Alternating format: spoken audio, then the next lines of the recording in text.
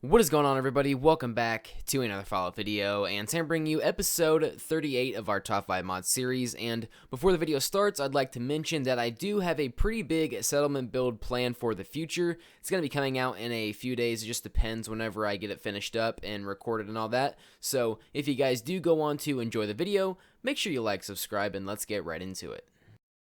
Mom, I want her in my wigwam.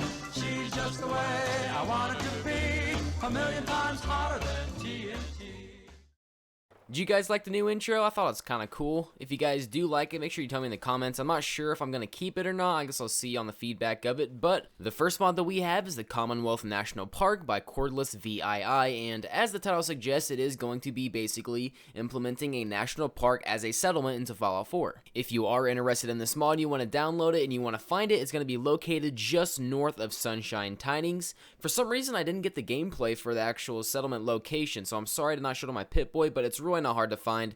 Literally just go north and you'll definitely see it. There's waterfalls and a ton of docks and all that type of stuff. It's hard to miss. This national park features a fishing pier, canoes, and majestic waterfalls for you to enjoy, and don't forget your camping gear. The mod creator also did provide a pretty in-depth settlement tour of the whole place. If you guys do want to see that, there will be a link to that video into the description. This settlement is actually pretty big as well. It's actually larger than most settlements in the base game, and also this mod creator did a pretty good job of actually making everything inside of the settlement area scrappable. The only thing is there's not really a border, so you can't really see the boundaries. I kind of walked outside of them here. You can kind of tell the boundaries a little bit in the gameplay, but I'd like to see a little bit more markers like that blue outline that they have in the normal base game settlements, but that's really not that big of a deal. When you first arrive at the settlement, be prepared for a pretty big fight. There are a lot of raiders here that you will have to kill and take care of before you can actually access the workbench to the settlement. But once you have taken care of those, you will be pretty much good to go for the mod and you'll be able to start building anytime you want. Now, the only downside for this mod is it is going to be requiring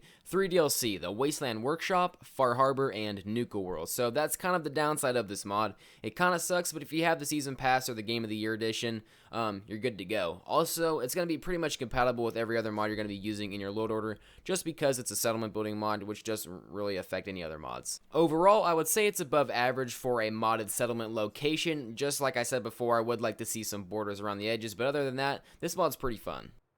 The next mod I'm going to be showcasing is the Wasteland Bandolier, and this is just another clothing item that can be worn over any type of armor that is going to give you different benefits based off what modification you give it in a armor workbench. Now, in addition to this, you are going to have to download another mod for you to be able to use it. Now, this is called the Armor and Weapons Keywords Community Resource, and this is just essentially just a resource pack that's going to allow you to use this mod in Fallout 4. If you don't use it, it's going to say that there's like not files present whenever you try to enable it in the Bethesda mod screen. This add-on was actually kind of hard to find, but I did the trouble and found it so you guys do not have to. But let's get into the description of this mod. It says, there's a new item for sale at Fallon's basement in Diamond City. Becky Fallon has been working diligently on something in secret and she's finally ready to reveal it's not just for looks. The Wasteland Bandolier has vault suit linings for extra resistance and torso armor linings to augment your playstyle. Ammo bags for a 10 to 50 extra carry weight in your choice of +2 of any special stat, a ballistic weave option if unlocked through the railroad if you have gone that route, and even a legendary slot to use for mods like USO or anything that allows you to swap legendaries. It now also comes with a unique legendary modification called Quick Hands, which gives you a extra 20% increase to reload speed as well.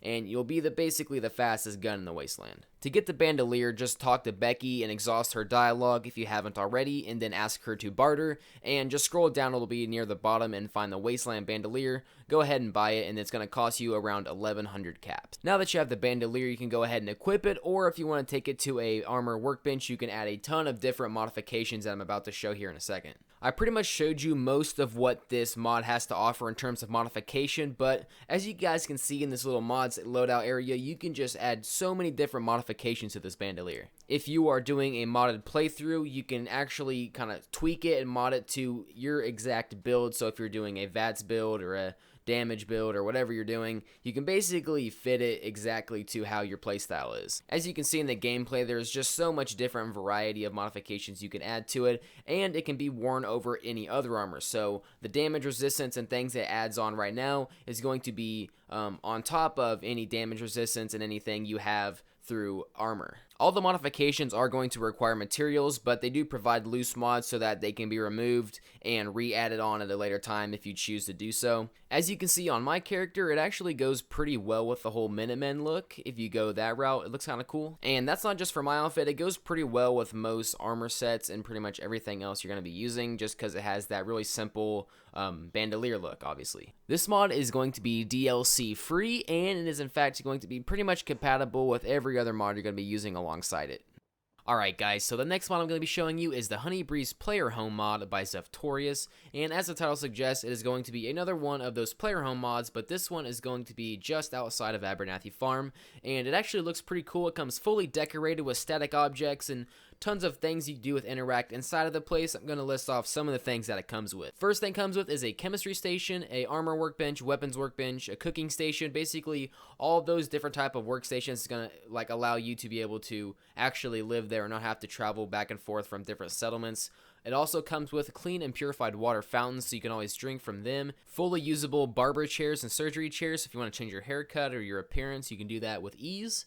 A ton of different storage containers for all the different types of weapons, ammos, armors, all that different types of things. It's very common in player homes, but I figured I'd mention off anyway. A bed that grants you a well-rested bonus, bobblehead stands, and a magazine rack to kind of showcase all the things you found throughout your playthrough. This house really does have a ton of detail in it, and you can really tell the mod creator did put a lot of work into creating this mod, and as the looks of it from the description, he does add in a ton of update notes, so you can actually really tell he's been keeping up on the mod as well. Now, there are a few known bugs right now with this mod, including falling through the ground when exiting the house, opening your Pip-Boy and exiting it, and changing your camera view, or drawing a weapon should put you back on solid ground to fix this though.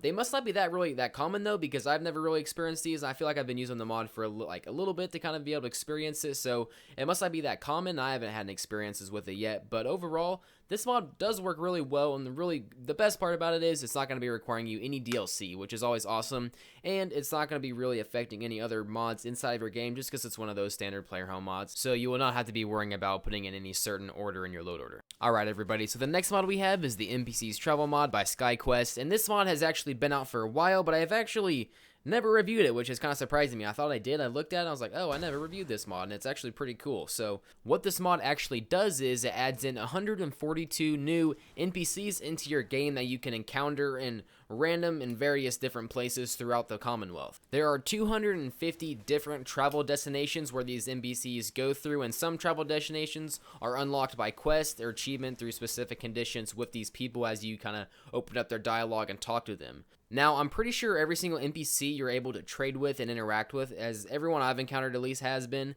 Now, the only known issues with this mod is that sometimes the follow AI may not work. It kind of just depends on the situation though and the circumstances. I've never had it happen to me, but it's always just a possibility. Now, for compatibility with this mod, it will conflict with other mods which edit nav mesh, which I'm not really sure what that means because I don't mod on Fallout 4, but in this case, if it conflicts with another mod, the number of NPC settings may not work, and perhaps the NPC will not travel to a certain location, so you may not be able to see NPCs going from one place to another, but that's always just kind of a small issue.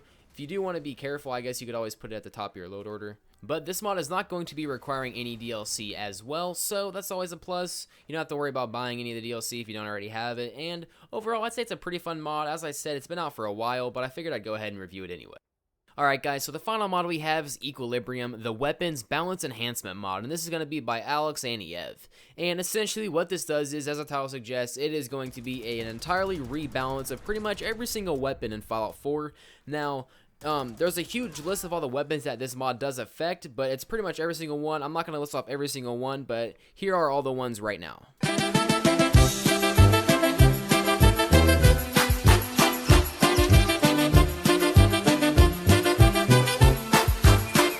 Alright, so hopefully you caught that, but it is no doubt that there are a ton of weapons in Fallout 4, but just some of them are not completely balanced so well, so hopefully this mod does do a really good job at actually balancing them and making them more of a viable weapon if they're really, really bad, or kind of dimming them down a little bit so they're kind of or more of a challenge if they're a really OP weapon. But other than that, there's really not much explaining else for this mod. It does what it does. It's very simple. So this mod is not going to be requiring any DLC or anything like that. It's going to be completely vanilla, because he did want to kind of stick to the whole vanilla version of Fallout in this mod, and it's going to be essentially compatible with every other mod, unless you're doing mods that obviously affect the balancing of weapons in Fallout 4. So it's either you want to choose this one or a different mod. You don't want two weapon balancing mods conflicting with each other. So that is going to be pretty much all the mods I have for you today, guys. Hopefully you did enjoy the video. I know it's been a while since I've posted this, another one of the top 5 mod series. I'm really sorry about that. I do not plan to go on that long without uploading another video. That was really bad. But I've been just working a ton,